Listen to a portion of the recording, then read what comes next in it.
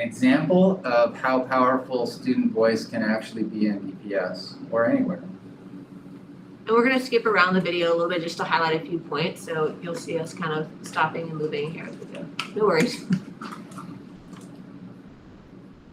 Keep doing that. In Minneapolis tonight, tensions are high as 4 police officers have been fired after a man was pinned to the ground and died. The incident was caught on camera. NBC's Gabe Gutierrez has the video, and we must warn you, the images are disturbing. After the death of George Floyd, my students wanted to go to the protests that were happening downtown, and they started a group text, and they asked me if I would take them to the protests, and I told them absolutely not. A chaotic night in Denver after shots are fired during a protest. I want to be able to say something, like I want to be able to do something about this. And Janelle came up with the idea of, well, why don't we start a podcast? Alana, Janelle, Kalia, and I all came together and we started working on the first episode of our podcast. No justice, no peace. I'm Janelle. I'm Alana. I'm Kalia. And I'm Donnie. And welcome to MLK's The Take. In this series, we will release a new episode. Our first every episode other Thursday. was Your Independence to Make. These trailblazers have not stopped here. Took it upon themselves to make the change they wanted to see. Black history matters. Latino history matters. Asian history matters. Indigenous history matters. After months of work, Dr. Martin Luther King Jr. early college students announced a new Board of Education resolution titled the No Justice, No Peace Resolution. A couple of people were saying that they've been speaking for this issue for a long time, but it has never happened. The resolution will add old and new contributions of Black, Indigenous, and Latino communities to K-12 curriculum throughout Denver Public Schools. I felt a sense of empowerment because I knew that I had just done something that would impact many others to come. It was just an accomplishment to keep in the books for the rest of my life. I felt really accomplished, like I felt really empowered after the resolution was passed. I thought that, you know, if I can do this, I really feel like I can do anything because DPS is such a huge district. Just thinking about how many lives this is going to impact and like as time goes on, how much things are going to change because of this resolution that was passed. Didn't necessarily come to this school expecting that we would pass a resolution, yet I am very happy to have played a part in this. And I would encourage other teachers and administrators across the country, when your students come to you and talk about your curriculums and what you're teaching, that you take a step back, put your pride aside for a little bit and really listen to your students. No longer should students have to come into a building and minimize their voice in order to get a grade. Because when we send them out into society, where's their support system? We've minimized their voice, so then what do they have? We need to make sure that our students are leaving our buildings, ready to go into society and engage with the world the way that we want our kids to engage with the world.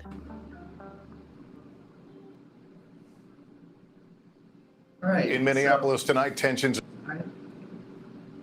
So in summary, we just want to make sure that you know that this particular strategy is intimately tied to equity and issues of equity, particularly having to do with student voice. We want to try to make sure that students have an opportunity on a regular basis to use that voice, and that you yourself are using authentic voice to communicate to students. Better communication contributes to a better community. So, thank you. The way we're going to run this is you have a choice. So if you would like to go through all of these tools with us, we're going to go through each one, talk about ideas to use them in your classroom, how to use some of them, and then you can go with us. Or if you see these tools, you're like, I got this. I want to just kind of look at what you guys have on my own. You can spend the time doing that.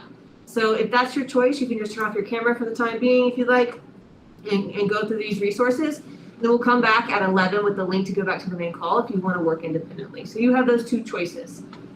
If you're moving along with us, we're going to go ahead and jump right in. So On the right side in the box are just some ideas of how these different platforms can bring student voice to the forefront in your classroom. So creating tasks and activities that allow students to provide real life examples. Ask students for feedback and implement it. So use that platform to hear what they say about their learning and then actually take next steps so that they know that their voice has an impact in the classroom or on a bigger scale as well. You can ask students about their lives beyond the classroom, which is a cool piece with the technology because they can take it home with them. They can involve their family and community. You can make it part of a welcoming ritual. So learn more about their lives just as they come in. That's not taking away from that instruction time. Just an easy, quick thing for students to get on and share with you what's kind of going on, amplify their voice. So we're going to start with Screencastify. Real quick, just a 5. If you wouldn't mind turning on your camera and showing us how comfortable you are using Screencastify. 1 is you're not sure what Screencastify is, all the way up to 5, you use Screencastify all the time with kids and with yourself. Let's see where people are. Heather, I like your baby's hand that had a 5. I just wanted, that was like perfect timing. You're a little child with a 5 at the same time. Okay, cool. Awesome. Thank you. So I'm going to go ahead and take over here for a moment. And I'm going to present my entire screen.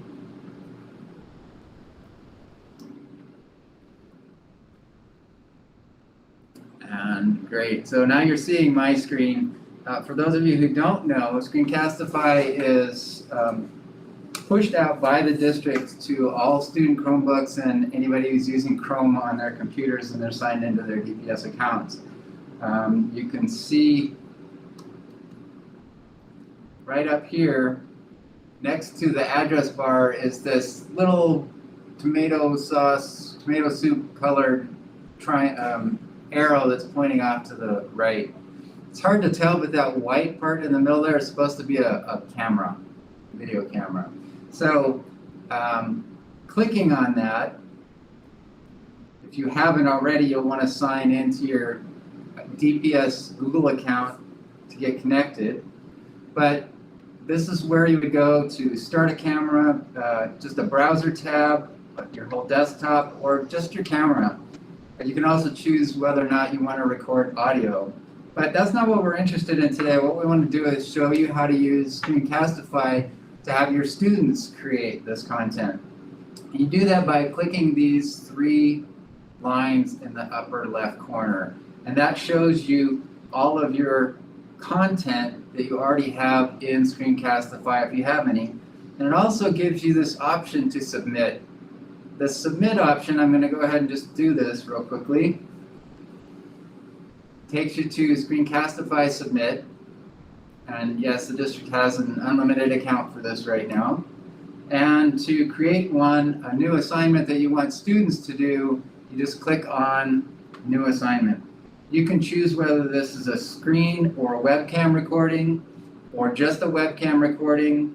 For example, if you want students to show something, a physical artifact that they want to hold up and just use the computer to record what that is and their reflection about it. Or they can just use a screen recording only if they're presenting something they have on their computer. I'll select screen and webcam. Needs a title. This is the great assignment.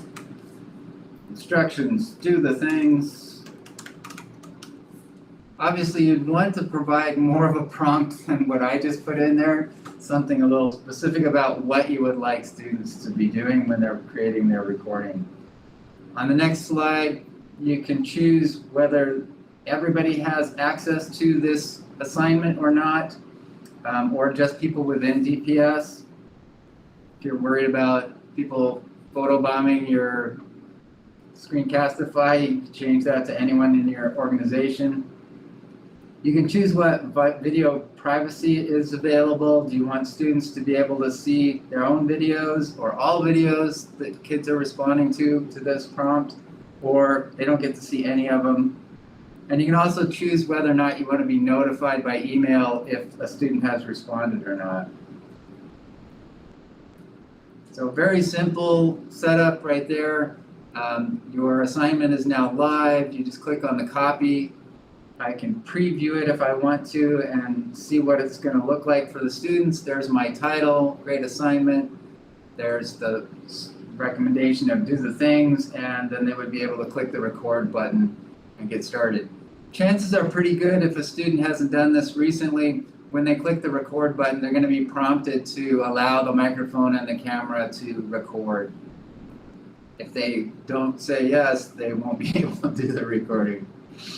Back here on this screen, you have a link again. If a student didn't get the link, you can send it to them as an email or put it in a Seesaw or a Schoology assignment for them to complete. And you can also, once the assignment is done, you can close the assignment so that kids 2 years later don't come back and decide to find that random link that you sent them once and put something in there that's maybe inappropriate. So very easy to set up, very easy for the students to use, and a terrific, easy way for students to activate their voice.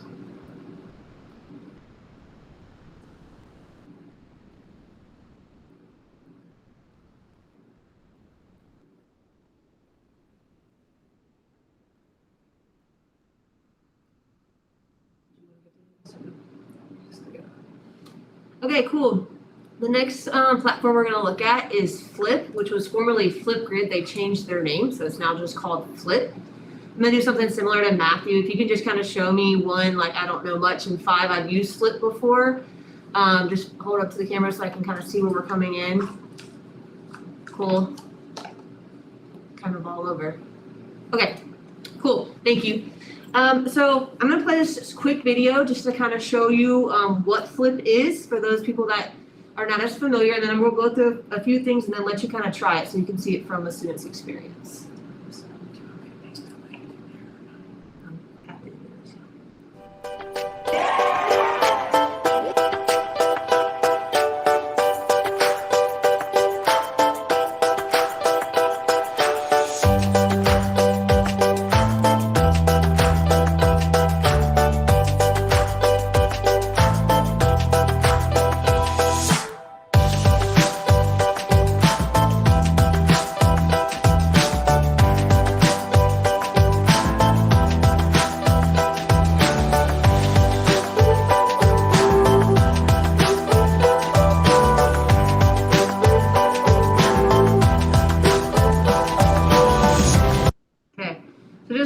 Really quick video of just showing you what it is. It's a video platform, and what makes this one I think a little bit different than the other video platforms. Yes, do you mind putting in the thank you. No, not that, the presentation link. Sorry. What makes it a little bit more unique is kids can put filters on there. They can have a whiteboard when they're recording with their tool, and you'll get a chance to experience this in a second on your end. But that's what makes this a little bit more engaging, I think, than other video platforms, is that they're able to customize it to kind of make it their own. So there are, let's go ahead, actually, let's give it a try, and then I'll go into topics and groups. So Matthew, he put it in there, but I'll have him put in there one more time, just a link to a Flip. And you will, once you click the link, it will look like this. And if you just sign in with your Google account, it's going to bring you with an experience. This is what your students would see when you share the link with them. So they sign with their Google account, and it's going to bring you to one that looks like this. It says, say hello. So I'm going to ask you guys, so you can kind of see the tool, play around with the filters for a minute, to say what your name is, hi, my name is, and then something we should know about you. You're just going to click add a response, and it will put you through the prompts to do that. So I'm going to give you guys just a couple of minutes. Mainly, like I said, I want this time for you guys to see what your students are seeing. I'm not even sharing that one. So it's gonna look like this when you get in there. You're gonna see what your students are seeing when they get in. So that link that Matthew just put in the chat, if you guys will click that, sign in with Google, and then I'll be quiet for a little bit so you don't hear my voice in your video, and just say hello, something we should know about you, and then I'll check in here in a couple minutes just to see where we are, if we're ready to hop onto the next piece. But again, explore those interactive tools so you can kind of see what your kiddos are seeing from there.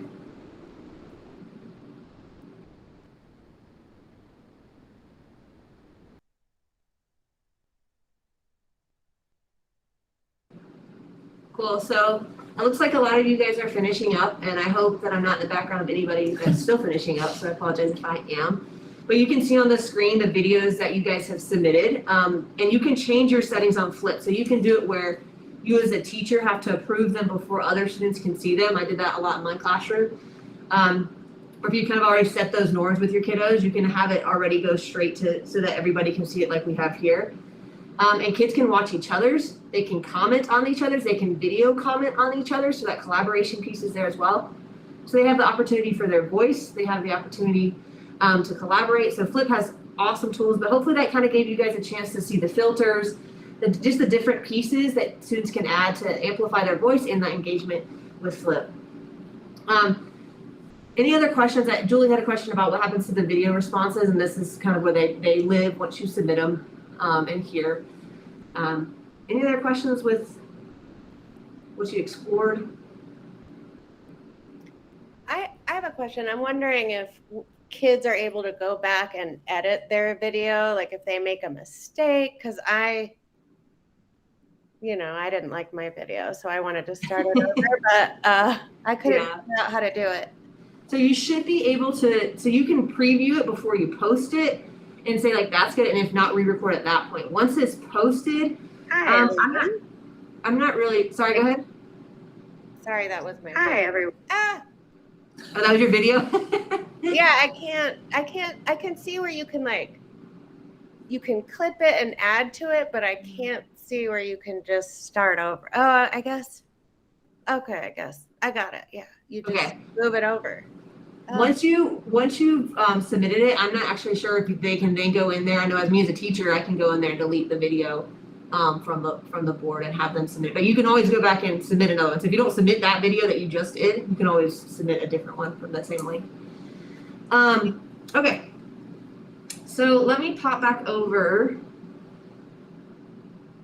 here. I want to point out two pieces that I'm going to go into because I think this is one of the most confusing things about Flip is the vocabulary. So they have topics and groups. So topics are the question or assignment that you're giving students.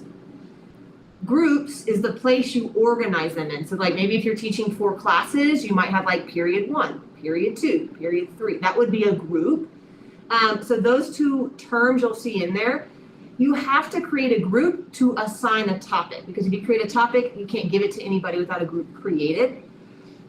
So on this next slide, there we go. This is how you would be creating a group. Once you go into Flip to create a group, it's going to prompt for you to decide how you want to share that group or who can come into the group. So if you see what I have up here on the screen, it has underneath the email, it says you can put a domain name. This is the easiest way to share it with students in DPS because they all have @dpsk12.net as their Gmail account. So if you just type in that domain name instead of having to put in everybody's email, and then you create a group with that, when you share the link, your students can click the link and then sign in with Google just like you guys just did, and they'll go into your group. So you don't have to specifically put each kid's name in there. You don't have to go through all that. This is the easiest way to kind of get your kiddos in that group. Yeah, Julie. So if you were putting this link in Schoology, like in separate classes, they would be separate groups, is that right? Or would that still be all the same?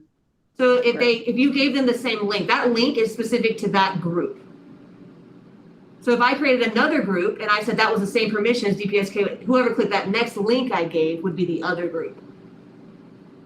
Does that make sense? So the link is specific to the group you give. So Sarah, if you only have one group for all of your classes, they will all go to the same group. Okay. Additionally, so now I've created my group. I'm using the DPSK12.net. Then I'm going to create a topic. Flip has a cool library where you can just take some topics that are already created and customize that. I'll show you that on the next slide. But if you're creating your own from scratch, once you go into creating a topic, you'll have the details, the title, the description. You can add a video in there if you're teaching a younger grade. So if you want to give a video of what to do, I've done that before. I just did a screencast of what they're going to do, the whole activity, so they knew what to do in the directions. They also have an immersive reader, so it reads the directions. So whatever you type in there, it will also read it to students if you need that.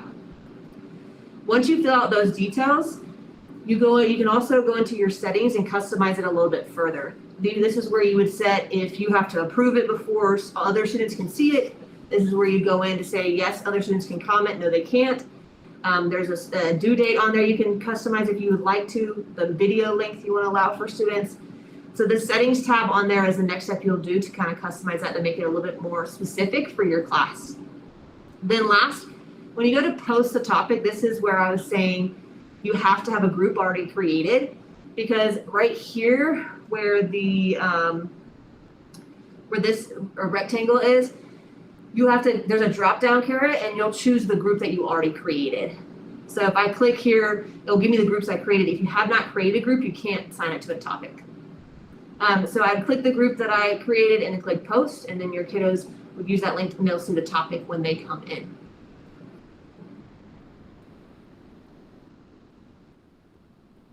Here are a couple of examples. The first one is some sixth graders at DPS sixth graders that they use Flip to talk about what community is and define community. So they made videos at home with family members and different people in their community. This example it was a collaborative put together on one video clip. So the videos were taken from Flip and put into one big video. But that's one example there. Additionally, the lessons underneath are ones that I just kind of grabbed that I thought really spoke to student voice that were already created in the Flip Discovery library that I was talking about before. So the lesson's already created. You can just click it, you can customize it, make your own. So there's What is Art, All About Me, Student Opinion about Screen Time. There's a whole bunch of ones, like I said, that I kind of just picked out, and there's even more at Flip Discovery.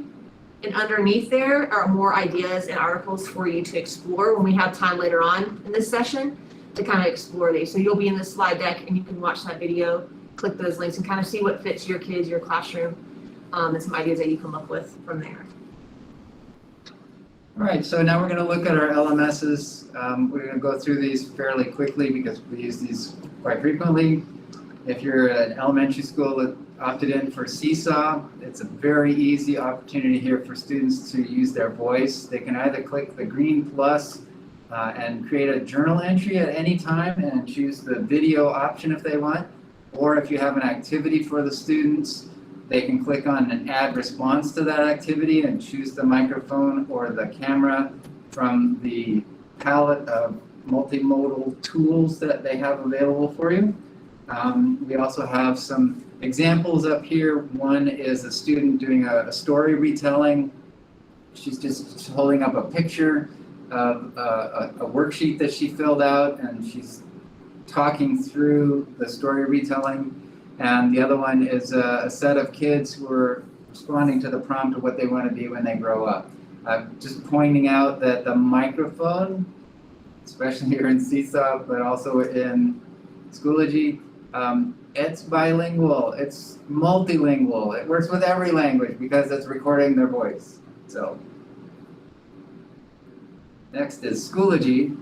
If you haven't noticed it yet, when you're creating assignments, there's a little microphone option. You can add an audio to any of these assignments that you create in Schoology.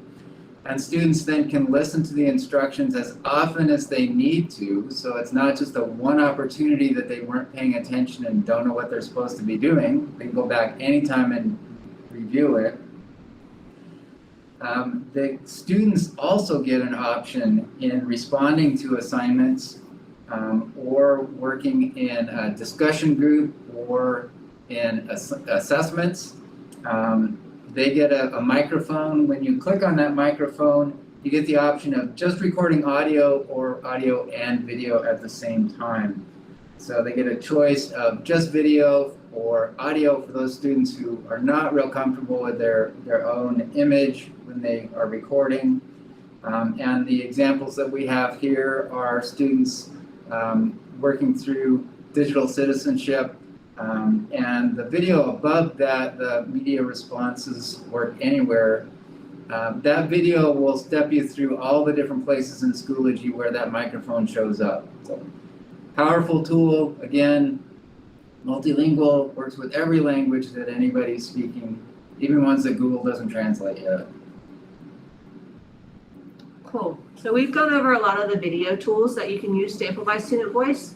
This last one is going to be about podcasting to amplify student voice. So we support Anchor as a platform to have students create and publish podcasts. So this first page here just has a couple of informational steps on how to sign up. So this first screenshot you see here in the corner, you would have to sign up and then create an account, go through those steps, and then Anchor walks you through the rest of the steps to sign up to create your podcast and get started. A couple of things I want to point out here though is I know in the very beginning we discussed the ATM and adding platforms that you're using in the classroom on your ATM. I would be sure to make sure you add Anchor, especially specifically for teaching elementary. They have privacy laws for be 13 and older to use. A lot of elementary schools that I've worked with, the teacher has an account, and then the students are using that account to come in and create a class podcast together, or groups are creating a podcast with that teacher account. Above it is an example with this recording of the different tools that Screencastify, Anchor can allow you to do in a podcast. So I'm just going to quickly play it. It's me. I did it in just a couple minutes to create it. And it just shows you the different audio clips that you can do within Anchor. So let me just play that real fast for you.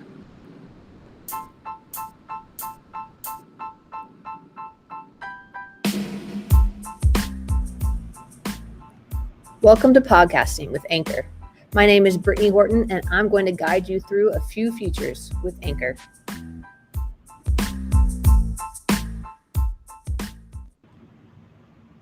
You can record your voice directly within Anchor, just like I'm doing now.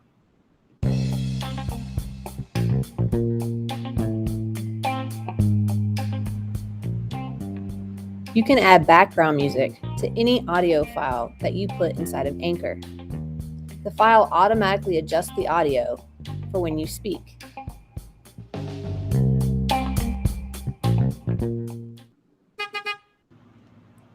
Add sound effects from outside sources and upload them into Anchor, just like the car horn you just heard. YouTube Audio Library is a great resource for this. You can add transitions between audio files using pre-recorded audio files already loaded into Anchor, just like this.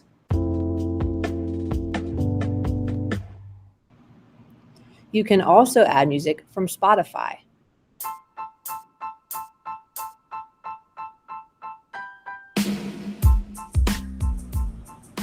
And lastly, you can edit and publish your podcast straight from Anchor.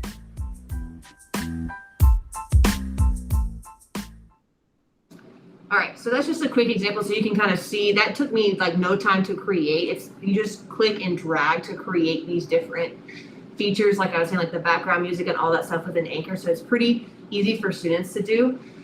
Here are a couple examples that we have from some DPS students. So on the left is the high school podcast that we kind of started this whole section with, and a quick video on that. And on the right is an example from a second grade classroom that created a podcast as a newsletter. So students talked about what they were learning for the week, and they sent it home for parents to use as a newsletter for the classroom, which was pretty cool. There is another, is it on the next slide, Matthew, that you added? Actually, I have it right here. Yeah. I'm going to share this other, it's on another tab, but this is a third grade classroom that created a podcast on the impact of reading. This was at Asbury Elementary, and they used Anchor, and they created 10 different episodes here. And they have students and interacting with the different resources here, which was pretty cool. I just want to point out too, the microphones and stuff, the Makerspace Checkout that we have as a district is another great resource that you can check out microphones, any kind of recording for video and audio straight from the Makerspace. for the central Library services. library services. But I mean, I think it's in the, I believe we have that tab. Oops, wrong one. Sorry. We have that tab right. Yeah, so she's just gonna say thank you. The path to speaking up for a change. If you are in any sort. Okay, here it is. So the rest of the time, we're gonna ask for you to explore the different tools that we just went over. You choose what you think will work best with your kids, your classroom, something that you learned that you wanna dive a little bit further in.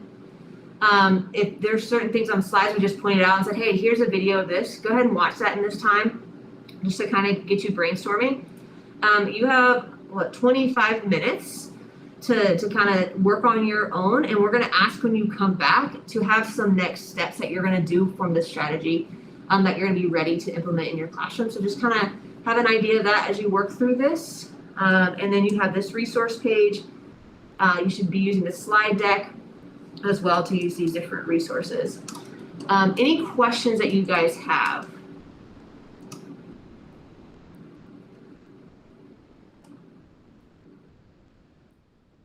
Yeah, Miguel. So to add the class to Flip, do you have to create a Google Classroom and then add them, or I can do it one by one, or let's go? Well, you can use Google Classroom if you'd like. The easiest way I like to do it is just like I was saying, the at dpsk12.net in the email, just type in that domain name. And then when you share that link, if you're using, because you guys use Seesaw, right? Yeah. So then I would just post that link within Seesaw, and the kids would be prompted to sign in with Google from there. Okay, thanks. Yeah, and so we'll be sitting here. If you guys have questions as you're exploring, please let us know. That's why we're here. We'll be here to help you. Do check out the resources available to you on slide 61. I've updated it a little bit, so the one that is on the display right now is not up to date, but you can get it in there pretty quick. There's some nice documentation for the tools that we were looking at today. We also have a number of articles that I encourage you to take a look at, especially the history not yet laid to rest and what is lost when a language dies, to drive home the point of how important language is. And also the link to the library services Makerspace kits is in there now too. Do you mind putting a tiny URL in for it? I see the question about the slide deck. We'll put that back in here in a second. Yes. Take technology.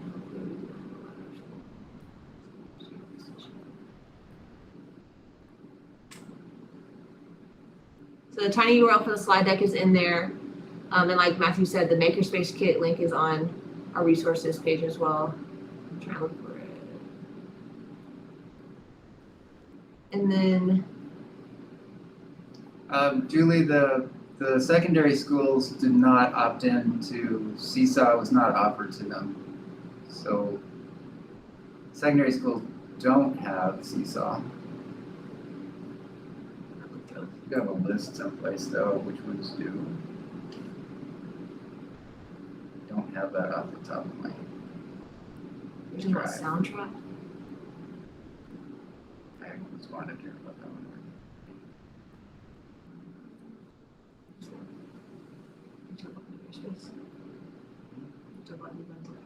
Library services is still running Makerspace. Yep, and Okay. here's a direct link to that resource.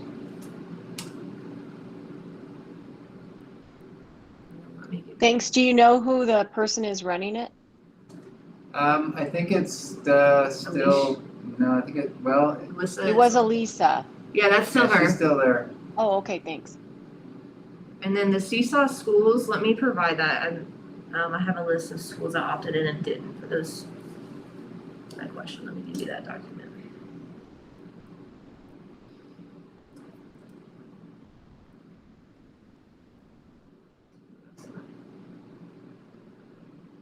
Jocelyn, you were asking what schools opted into Seesaw. This is a list here of who did and did not.